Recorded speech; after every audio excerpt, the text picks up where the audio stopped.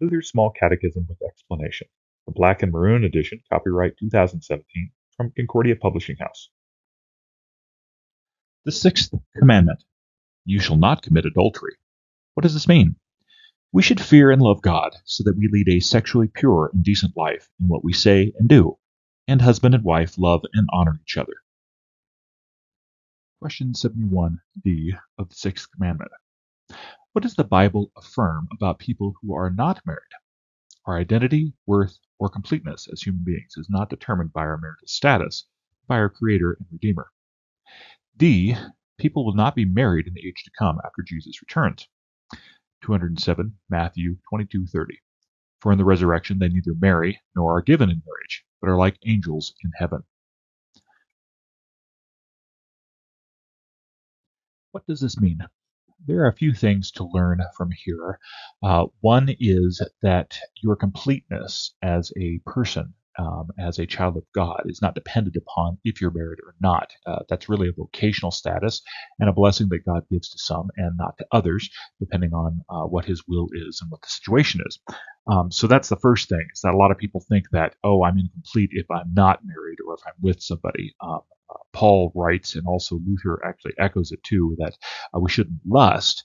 And so if we're having a problem with lust in our hearts, then we should marry appropriately and have the vocation of husband and wife and father and mother. But if that is not a case, that you don't have to go out and seek marriage and say, oh, I have to have it, that doesn't make you complete. God makes you complete. He says, I'm your father, you are my child. And that really bleeds over to after the last day when you're resurrected. That marriage at the beginning with Adam and Eve before the fall, there was a command to populate the earth, subdue it, to control it, to be good stewards of the earth. Well, in the last day and beyond, we'll have resurrected bodies and we'll have a whole bunch of people. And in fact, we are brothers and sisters in Christ. So really, it's not a need for marriage and populace and doing things like that. It's a need for, we're in a new kingdom and kind of a new age and reality of things. We are still children of God, so that is something that does carry over, and we still treat each other as family, and we still have a familial relationship. This also has an extra flavor as well. There are some cults out there or some sects that talk about life after the resurrection of the dead, and they want to bring sexuality into it.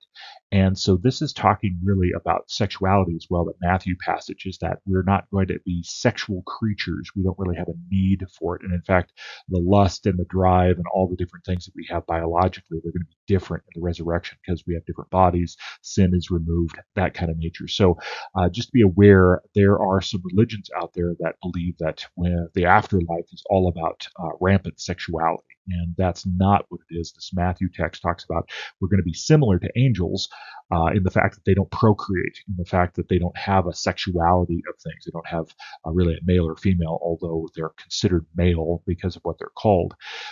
Also, too, with this is that we're going to be like angels in this manner, but we are not going to be angels ourselves. That's a huge point. And so oftentimes people have a bad theology of, well, when I die, I'll get my wings and I'll be an angel. Like, no, you won't. Angels are not people.